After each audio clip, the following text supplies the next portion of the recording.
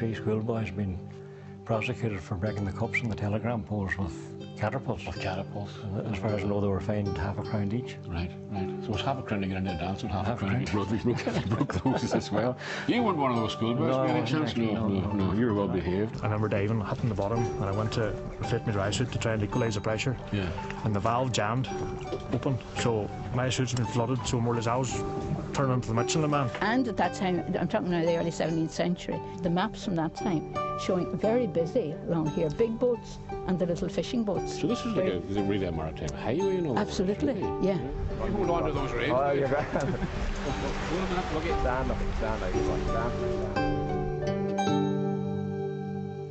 The hills that rise up gently behind it cushion the village from the worst of the westerlies, and the woodlands that impinge upon its sandy fringes provide a further softening of the coastline. Thanks to the intervention of Columkill, the many-eyed monster for whom the loch is named will bother us no more. So it's hard to imagine a more tranquil setting, a more inviting haven for the maritime travellers who still beach their craft or drop anchor here as they've been doing for thousands of years. Yet for all its quiet beauty and unassuming charm, this little seaside village has played a central role in some of the most momentous events that have helped to shape the course of Irish history. Welcome to Rathmullan, on the western shores of Lough Swilly and County Donegal. The Fanad Peninsula is the other name of the western shore of the Swilly, and the other name for the Swilly, which it likes to remind us of from time to time, is the Lake of Shadows. The most prominent feature of the village for anyone approaching Rathmullan from the seaward side these days is the former Coast Guard station, which has gleamed a welcome or a threat, depending on the nature of their trade, to all seafarers since 1875. Prior to that, it would have been the Battery and Blockhouse, built in 1813. One of 6 fortifications which defended the Swilly against a Napoleonic invasion which never quite materialised. Almost completely swathed in ivy these days, and looking more like a piece of monumental topiary, is the priory built in 1516 for the Carmelite order by the McSivnia or the McSweeney clan. About 100 years later, it was taken over and fortified by Bishop Andrew Knox, when the McSweeney's lands were confiscated after the 9 Years' War. Little but the suggestion remains of what would have been the McSweeney's own castle at Ardacashel, right on the shorefront, which they would have built sometime in the 1400s. The McSweeneys themselves were originally Gallowglass warriors from Scotland, who in the middle of the 13th century allied themselves to the Clan O'Donnell, who were to dominate all others in Donegal right up to the time of the flight of the Earls. And it was with that event, more than any other, that we've come to associate the name of Rathmullan, when Hugh Neil, together with the chieftains of the O'Donnells and the Maguires, their families and kinfolk, left Ireland forever. A remarkable sculpture commemorates the event like a frozen trauma on the shore of Rathmullan. The flight of the Earls, as it's come to be known, turned out to be a pivotal event in Irish history. But Red Hugh O'Donnell, O'Neill's chief ally during the 9 Years' War, was not among the party of 99 souls who set sail that day from Courtnamury, Rathmullan, in September 1607. He had died some 5 years earlier in Spain. But his associations with Rathmullan would have been much stronger than anyone else's on board that ship. In 1587, when Red Hugh was still a teenager, he was being fostered by the McSweeneys, who had a castle here at Rathmullan. And one day, when he was out riding with Donald Gurran McSweeney, they encountered what they thought was a Spanish merchant ship anchored at Rathmullan. The captain turned out to be a friendly, hospitable type, and he invited them on board to sample some of the fine Spanish wines from the casks that he was carrying. They gratefully accepted his invitation, but the captain turned out to be even more hospitable than they could possibly imagine, for he put them up for the next 4 years in Dublin Castle as hostages of Sir John Perrott, the Lord Deputy. Red Hugh escaped from Dublin Castle along with Henry and Art O'Neill on Christmas Eve 1591. The rest, as they say, is the kind of stuff that fascinates Anya Nagivna. History, that is, and especially the maritime history of Rathmullan, whose deep water channel admitted all craft and was indifferent as to your purpose, whether that be fishing, commerce, recreation, war or kidnapping. That channel there is one of the deepest waters around the coast. And at that time, I'm talking now the early 17th century, you're talking about busy traffic.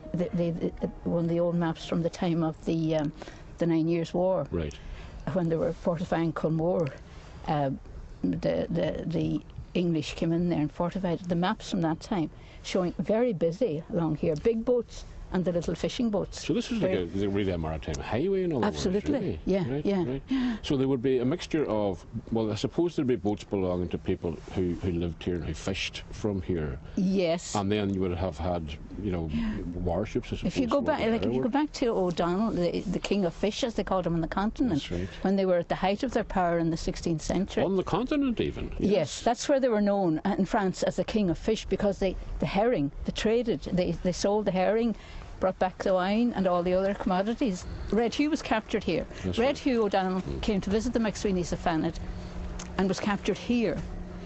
The ship came in trading in wine, as it were. Yes. Obviously, it wasn't an unusual thing. Nobody was suspicious. This is an English trap here. You know, there's Yes, somebody yes, coming to. yes. It was quite acceptable.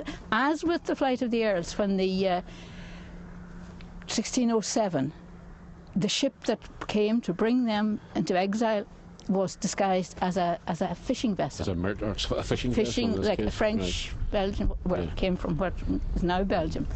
Well, it obviously had to be big enough to take 99 people A big, away from yes, here, isn't yeah, that the well, case? 60 Yeah. tons. 60 I think it was tons, big in yeah. its day. It mightn't Yeah, be of course. nowadays. No. But it was, yes, and as I say, it wouldn't have been unusual Right. for ships. So the key is that this was a busy place. This was, the maritime yeah, traffic was yeah. kind of constant here. Exactly. So ships coming and going wouldn't be necessarily noticeable. You know, nothing out of Yeah, the ordinary yeah. at all about that. Yeah. Yeah. In the centuries after the Flight of the Earls, the Swilly and Rathmullan continued to be strategically important enough to feature in a constant tug of war between the forces that would rule its waters. The Jacobites and Williamites, the English and the French, the English and the Germans. And of course, there were many casualties. Constant patrolling of its waters provoked the Swilly now and then to remind everyone of who the real power was. In 1811, the Royal Navy frigate Saldanha was wrecked at Ballymastocker Bay during a December gale. All 253 people on board perished, but only one grave in the grounds of the Abbey bears a name.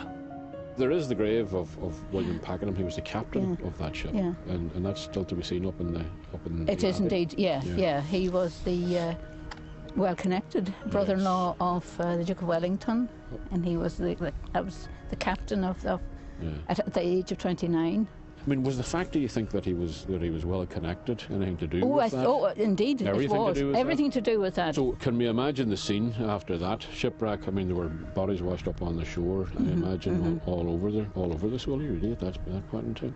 The whole crew perished. One man made it to shore, I think, alive, was brought in, but died soon afterwards from exposure. The legend has it that only the parrot that somebody had survived. Yeah. Is there any truth in that I at all? believe so. There's been quite a lot of research done in recent times on that. Yeah. And yes, apparently the parrot survived and was found down in, I think, Carrigart. Right. Was seen there and shot. That was apparently, an exotic sight down in it must have been, and it was only right. obviously when they found it then that they found the ring that said that it was the captain. So as far as the crew was concerned, well, the captain, William Pakenham, seems to be the only one to have had a marked grave. Would that be the case? Yes, yeah. And as we've learned, or I say from recent research done on it, some of these people on board were like press gangs, you know, they were taken in. Yeah. And then you had the actual trained sailors and so on, but there wasn't a lot made of their death, if you like. They were just put into an unmarked grave. Well, something like 200 were washed ashore over the following weeks, you know, and buried where they were found, more or less, yeah. The Saldanha was only 2 years old when it went down, and although the Swilly has seen many tragedies over the years, this is one that still resonates strongly with local people, possibly because so many bodies were washed ashore. I said earlier that Red Hugh O'Donnell's kidnapping occurred when he was out riding, and I imagine that Rathmullan's sandy shore was as much an attraction for horsemen back in the 16th century as it is today. The salt water, I'm told, is good for the muscles, and I don't mean the kind you have with the white wine sauce and wheaten bread. I'm looking forward to a run out on Daniel Sheridan's gig. Daniel's keen to show off Lucky's paces, but neither of us, I think, is half as keen as Lucky. The sand doesn't get too soft for them or anything like that, does it? No? It can do when the tide's in, you know, when the tide's in and the tide starts to go. Yeah. It always leaves a soft patch behind it, you know. And you prefer not to run them on that, no, is that no, the case? no, the thoroughbreds, they like to gallop on the soft sand, you know, but right. the trotters, the hard sand suits them better, you know. Okay, right. See, they're pulling a lot of weight with the wheels and stuff, you know, and you know, it just doesn't suit. It's just not as easy when you have a gig on. This is not a racing gig, you're telling me, no? That's just a thing for jogging. And jogging, right. So we can just go for a nice wee jog along the beach. Right. And is it a problem for him taking two of us, or is it? No, it's no problem. No, right. He's strong enough. Right. Okay. So do you want to have a go at it? Right. Then? Yes? Have a go. I mean, he's champing at the bit to get away here, isn't he? Mad. He just likes to go. He's busy. Just hold on. What's his name? Lucky. Right. Well, that proves to be the case today. Stand out. I do ranch if you want to jump. Well, I get on first. Jump you on, sure, and I'll you hold on to those reins. Oh, you're right. Wait a minute. Lucky. Stand out. Good boy. Stand. Jump up and get on here. Get moving. Any instructions? Hold on tight. Just hold on. We're not going that fast. Really jogging. So it's